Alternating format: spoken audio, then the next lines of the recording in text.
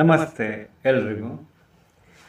ಕೃಷ್ಣ ಪರಮಾತ್ಮ ಭಗವದ್ಗೀತೆಯಲ್ಲಿ ಹೇಳ್ತಾನೆ ಒಂದು ಕಡೆ, ಎಲ್ಲವೂ ನನ್ನೊಳಗೆ ಇದೆ, ಸೃಷ್ಟಿಯ ಸಕಲ ಚರಾಚರಗಳು ಪೂರ್ತಿ, ಆದರೆ ನಾನು ಯಾವುದ್ರೊಳಗೂ ಇಲ್ಲ ಅಂತ. ಈ ಮಾತು ತುಂಬ ಅದ್ಭುತ ಅಂತ ಅನಿಸುತ್ತೆ ಎಷ್ಟೋ ಸಲ. ಯಾಕಂದರೆ ಮನುಷ್ಯ ಸಾಮಾನ್ಯವಾಗಿ ಇದ್ದಾನೆ ಅಂತ ಇಟ್ಕೊಳ್ಳಿ. ಅವನೊಂದು ಎಲ್ಲೋ ಹೋಗಿರ್ತಾನೆ, ಒಬ್ಬ ಮನುಷ್ಯ ಒಂದು ಹಾರಾಡೋ ಚಿಟ್ಟೆ ನೋಡ್ತಾನೆ ಅಂತ ಅನ್ಕೊಳ್ಳೋಣ. ಅಯ್ಯೋ, ನಾನು ಆ ಚಿಟ್ಟೆ ಆಗಿದ್ರೆ ಎಷ್ಟು ಚೆನ್ನಾಗಿತ್ತು ಅಂತ ಅನ್ಕೊಳ್ತಾನೆ. ಇನ್ನೊಬ್ಬ ಯಾರೋ ಎಲ್ಲೋ ದೂರದ ಪ್ರದೇಶಕ್ಕೆ ಹೋದಾಗ ಒಂದು ಸ್ವತಂತ್ರವಾಗಿ ಎತ್ತರದಲ್ಲಿ ಹಾರುವ ಗಿಡಗನ್ನು ನೋಡ್ತಾನೆ. ಅಪ್ಪ, ಆ ಗಿಡಗ ಎಷ್ಟು ನಿರ್ಮಲ ಆಕಾಶದಲ್ಲಿ ಎಷ್ಟು ಎತ್ತರವಾಗಿ ನಿರ್ಯೋಚನೆಯಿಂದ ಹಾರ್ತಾ ಇದೆ, ನಾನು ಹಾಗಾಗಿದ್ರೆ ಅಂತ ಹೇಳ್ತಾನೆ. ಹೌದಾ?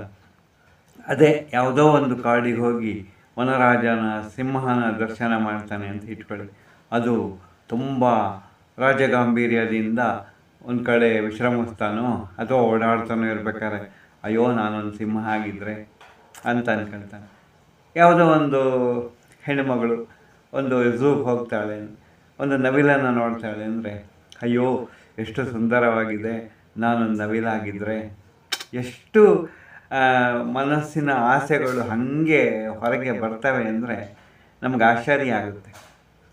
ಈಗ ಒಲಿಂಪಿಕ್ ಹಬ್ಬಗಳು ಸ್ಟಾರ್ಟ್ ಆಗಿದೆ. ಪ್ಯಾರಿಸ್ ಒಲಿಂಪಿಕ್ಸ್ 26ರಿಂದ ಸ್ಟಾರ್ಟ್ ಆಗುತ್ತೆ. ನಮ್ಮ ಭಾರತ ತಂಡದ 117 ಜನ ಭಾಗವಹಿಸಿದ್ದಾರೆ. ಅವರಿಗೆ ಶುಭಾಶಯಗಳು. ಎಲ್ಲ ಕ್ರೀಡೆಗಳಲ್ಲೂ ಭಾಗವಹಿಸಿದ ಭಾರತೀಯರು ಗೆದ್ದು ಬರಲಿ ಅಂತ ಹಾರೈಕೆ ಮಾಡೋಣ ಈ ಮೂಲಕ. ಒಲಿಂಪಿಕ್ ಹಬ್ಬಗಳನ್ನು ನೋಡುವುದಕ್ಕೆ ಎಷ್ಟೋ ಒಲಿಂಪಿಕ್ಸ್ ಆಗಿದೆ ಈಗಾಗಲೇ, ಆದರೆ ಪ್ಯಾರಿಸ್ನಲ್ಲಿ ನಡೀತಾ ಇದೆ ಒಲಿಂಪಿಕ್ಸ್. ಎಲ್ಲ ದೇಶಗಳ ಜನರು ಬಂದಿರ್ತಾರೆ. ಹೌದಾ? ಅಲ್ಲಿ ಇರದ ಕ್ರೀಡೆಗಳೇ ಇಲ್ಲ ಅನ್ಕೊಳ್ಳೋಣ. ಇತ್ತೀಚೆಗೆ ಕ್ರಿಕೆಟ್ ಕೂಡ ಸೇರಿದೆ.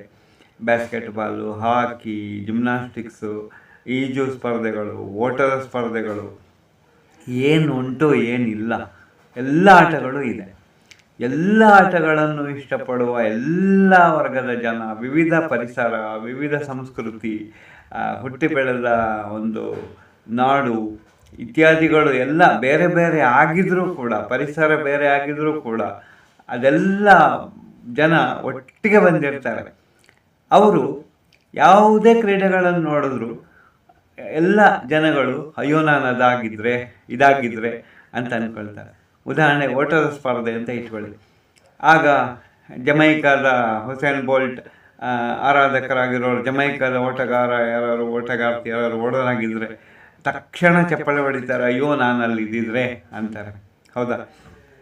ಬಹಳ ಮುಖ್ಯವಾಗಿ ತುಂಬ ಆಸಕ್ತಿಯುತ ವಿಷಯ. ಆಮೇಲೆ ಫುಟ್ಬಾಲ್ ಆಟ ನಡೆಯುತ್ತೆ ಅಂತ ಇಟ್ಕೊಳ್ಳಿ.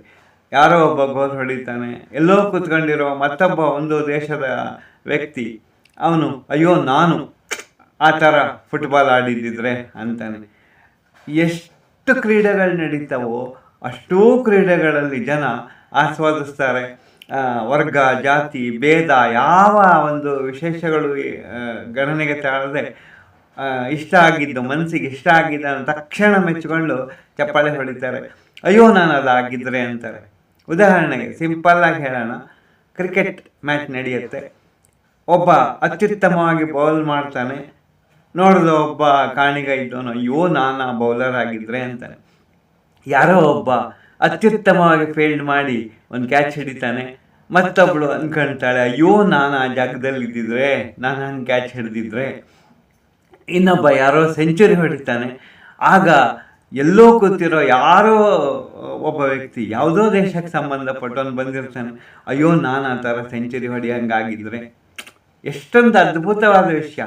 ಹಿಂದೆ ವಿಕೆಟ್ ಕೀಪರ್ ನಿಂತಿರೋನು ಯಾವುದೋ ಒಂದು ಅದ್ಭುತವಾದ ಸ್ಟಂಪಿಂಗ್ ಮಾಡ್ತಾನೆ, ಆಗ ಮತ್ತೆ ಯಾವುದೋ ದೇಶದ ವ್ಯಕ್ತಿ ಅಯ್ಯೋ ನಾನು ಆ ವಿಕೆಟ್ ಕೀಪರ್ ಆಗಿದ್ರೆ ಅಂತ ಇಷ್ಟಪಡ್ತಾನೆ. ಹಾಗಾದರೆ ಸೃಷ್ಟಿಯ ಪ್ರತಿಯೊಂದು ನಾನಾಗಬೇಕು ಅಂತ ಇಷ್ಟಪಡುವ ಮನುಷ್ಯ ಜೀವಿ ಎಷ್ಟು ಅದ್ಭುತವಾಗಿ ಕಾಣ್ತಾನೆ ಅಂದರೆ, ಹಾಗಾದರೆ ಸೃಷ್ಟಿಯ ಎಲ್ಲವೂ ಅವನೊಳಗೆ ಅಡಕಾಗ್ಬಿಟ್ಟಿದ್ಯಾ ಅಂತ ಅನಿಸುತ್ತೆ. ಹೊಟ್ಟೆಪಾಡಿಗೊಂದು ಉದ್ಯೋಗವನ್ನು ಮಾಡ್ತಾರೆ, ಆದರೆ ನಾವು ನಾನು ಅದರೊಳಗಿದ್ದಿದ್ರೆ ಅಂತ ಬೇರೆಯವರು ಏನಾದರೂ ಸಾಧಿಸಿದಾಗ ಏನಾದರೂ ವಿಶೇಷ ನೋಡಿದಾಗ ಅನ್ಕಂತಾರಲ್ಲ, ಇದು ಬಹುಶಃ ಎಷ್ಟು ಅದ್ಭುತವಾಗಿದೆ ನೋಡಿ.